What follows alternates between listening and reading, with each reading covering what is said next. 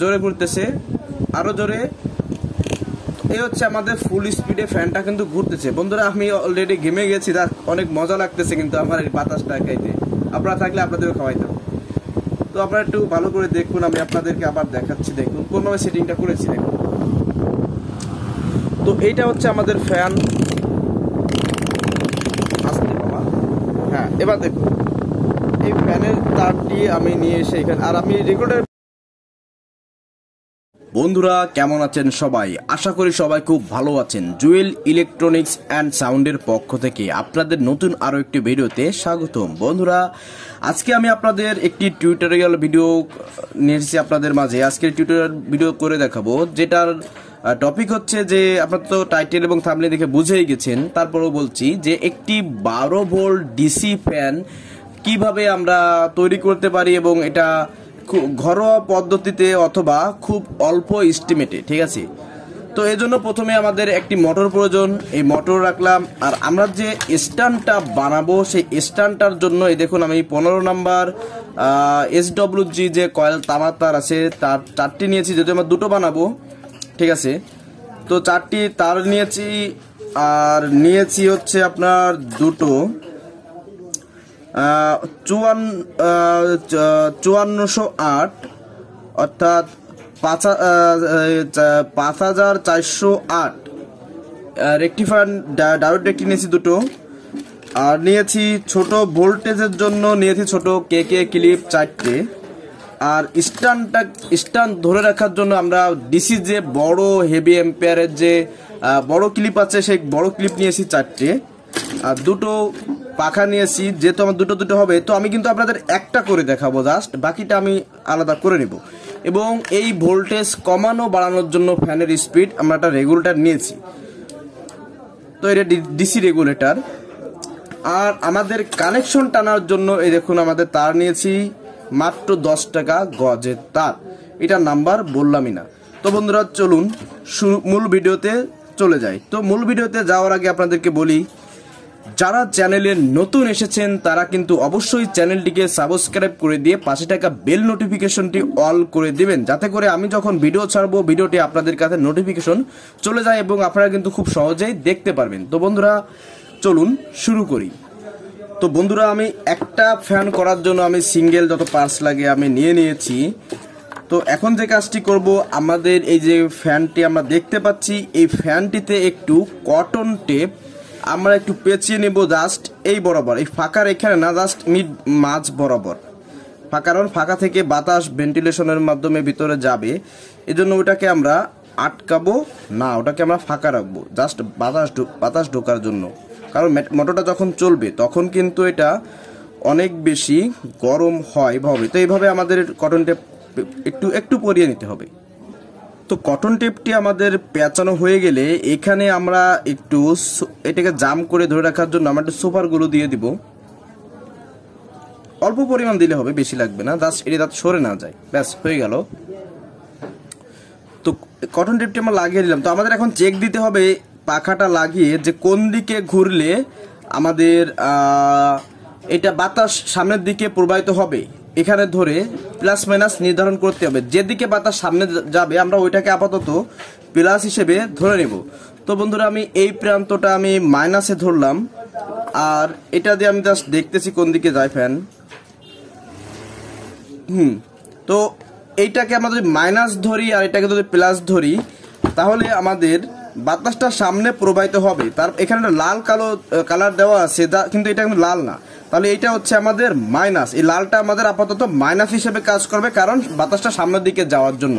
তো plus minus নির্ধারণ হওয়ার পরে আমাদের যে কাজটি করতে হবে, আমরা কিন্তু এখানে তামার যে তারটি নিয়েছি, এই তারটিকে আমরা সুন্দরভাবে এইভাবেতে, এই দেখুন এই যে একটা পাক, এবার এসে আর একটা পাক, এই দুটো পাককে আমরা এরকম দিয়ে আমরা এখানে এটাকে সোজাসুজি রেখে, মানে দুটো প্রান্ত সোজাসুজি রেখে আমরা কম্বিনেশন যে প্লাস আছে আমাদের, এই প্লাসটির সাহায্যে কিন্তু আমরা দেখুন, হ্যাঁ আসলে মোটা তার তো এইভাবে ধরে দেখতে হবে যে কোন পর্যন্ত আসলে আমাদের তার দুটো সমান থাকে। এইভাবে ধরে আমাদের এটাকে একটু পেঁচিয়ে এখানে টাইট করে নিতে হবে এইভাবে। এই দেখুন,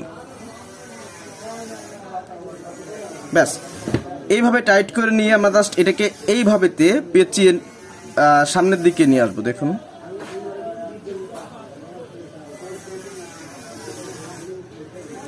তো এটা আমাদের একটা সাইড হলো। সেম নিয়মে আমরা এই পাশে আরো একটা করব। তো আমাদের কিন্তু দুটো স্ট্যান্ডের মতো তৈরি করা হয়ে গেল। তো এখন আমরা যেটা করব, আমাদের যে বড় বড় দুটো ক্লিপ নিয়েছিলাম, এই ক্লিপটিকে আমরা জাস্ট এইখানে এইভাবেতে দিয়ে আটকাই দেবো। জাস্ট এইভাবে, ঠিক এইভাবেতে আমরা এখানে দিয়ে আটকিয়ে দেবো, প্রেসার দিয়ে চেপে আটকিয়ে দেবো। এবং এখানে আটকিয়ে দেওয়াটা কিন্তু আমাদের আসলে কাজ কিন্তু শেষ নয়, আরো কাজ আছে, দেখাচ্ছি।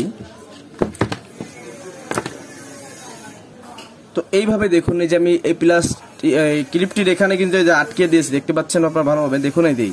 তো এই সেম নিয়মে আমরা এখন এই ক্লিপটাও আটকায় দেবো। তো বন্ধুরা দেখুন, এটা কিন্তু আমাদের অনেক সুন্দরভাবে আটকানো হয়ে গেছে, দেখতে পাচ্ছেন ভালোভাবে, এটা কিন্তু আটকিয়ে ফেলেছি আমরা অলরেডি। তো আপনারা একটা জিনিস খেয়াল করবেন, যেহেতু এই পাশে আমাদের পাখা থাকবে, তো এই অপোজিট যেটা আমাদের বাদ রয়েছে, এই বাস পিনটা যেন এই পাশে না আসে। তার মানে এই পাশটা এইরকম থাকার জন্য এই পাশটা প্লেন ভাবে এরকম থাকবে। তো আমরা এখন যে কাজটি করব, এখানটাতে আসলে আমরা ঝালাই করে দিব। এখন এখানে ঝালাই করব তাতাল দিয়ে। তো আপনারা এখানে ঝালাই দেওয়ার আগে কিন্তু এই ক্লিপটার এই প্রান্তটা কিন্তু অবশ্যই একটু ভালোভাবে ঘষে নেবেন, এবং ঘষে নিয়ে এখানে অবশ্যই একটু পেস্ট লাগিয়ে দিবেন। এই পেস্টটা লাগালে আপনাদের ঝালাইটা অনেক সুন্দর মসৃণভাবে গলবে, যেমনটি পিতলের ঝালাই দেওয়ার সময় যে সোয়াগাটা দেওয়া হয়, এই সোয়াগাটার কাজের মতো অনেক সুন্দরভাবে কাজ করবে। তো আমি এখানে এখন ঝালাই করে দিব। ঝালাইটা কিন্তু অবশ্যই সুন্দর এবং মসৃণ হতে হবে বন্ধুরা, ভালোভাবে খেয়াল রাখবেন যে ঝালাইটা যেন খুব সুন্দর এবং মসৃণ হয়। আর আমি কিন্তু অলরেডি এই তামার যে দুটো প্রান্ত ছিল, মাথা ছিল, এই মাথা দুটোকে কিন্তু আগের থেকে আমি সুন্দর করে ঘষে নিয়েছি, কারণ আমাদের ঝালাই করতে হলে ওটা অবশ্যই ঘষে ইনসুলেটরটা উঠিয়ে ফেলতে হবে। তো সেজন্য আমি আগের থেকে এটা ঘষে নিয়েছি। তো বন্ধুরা, আমাদের একটা ঝালাই হয়ে গেছে, এখন আমরা আর একটা ঝালাই করে দেবো। তো আমাদের ঝালাই করা হয়ে গেলে আমরা এই যে পিনটা কাভারটা রেখেছি, এই কাভারটাকে এখানে পরিয়ে দিব, দেখতেও ভালো লাগবে। এটা আসলে এখনো গরম রয়েছে যদিও। তো আমাদের এখন এটা কাভার পরানো হয়ে গেল। তো এখন যে কাজটি আমাদের করতে হবে, আমরা কিন্তু এই যে লাল পয়েন্টটাকে কালো হিসেবে ধরেছিলাম, ঠিক আছে। তো এখন এখানে আমরা তার লাগাবো।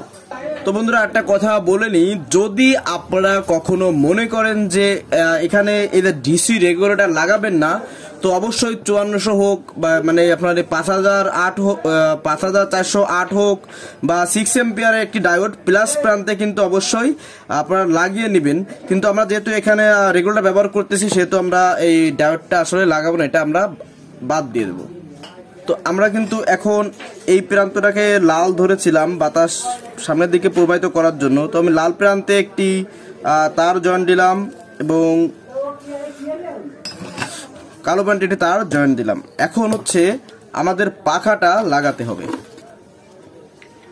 আমি জাস্ট আপনাদের চেকের জন্য এভাবে দেখাচ্ছি, কিন্তু এটা যখন আমি ডেলিভারি দিব তখন হচ্ছে আমি থেকে বেশি স্ট্রং করে লাগিয়ে তারপর ডেলিভারিটা দিব।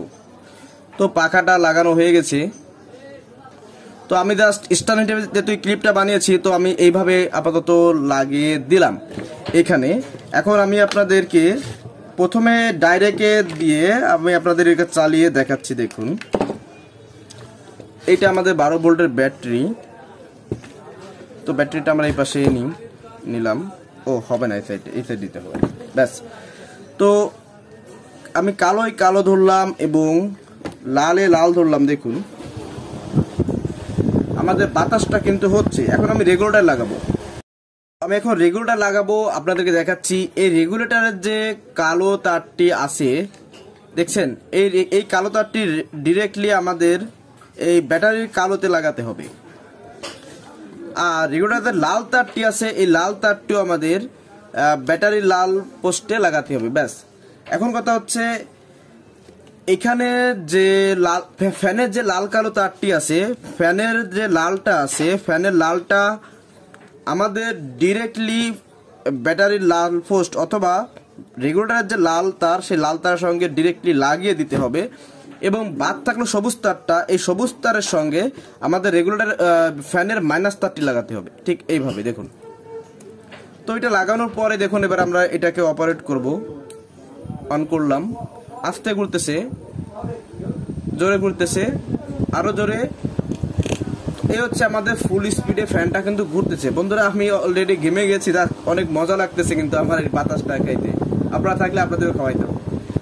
তো আপনারা একটু ভালো করে দেখুন, আমি আপনাদেরকে আবার দেখাচ্ছি। দেখুন কোনভাবে সেটিংটা করেছি দেখুন। তো এইটা হচ্ছে আমাদের ফ্যান। আস্তে বাবা, হ্যাঁ এবার দেখুন এই ফ্যানের তারটি আমি নিয়ে এসে এখানে, আর আমি রেগুলেটর কিভাবে লাগাতে হয় এই ভিডিওটা আপনাদের আমি একটা ভিডিওতে অবশ্যই দিয়ে দেবো, সেটাকে দেখলে আমার ক্লিয়ার হয়ে যাবে।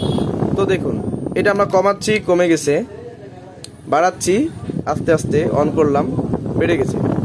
তো বন্ধুরা আজকের ভিডিও এই পর্যন্তই থাকতেছে।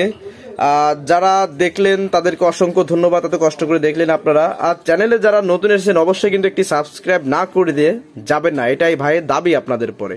তো বন্ধুরা ভালো থাকুন, সুস্থ থাকুন, দেখা হবে নেক্সটে অন্য কোনো ভিডিওতে। আল্লাহ হাফেজ।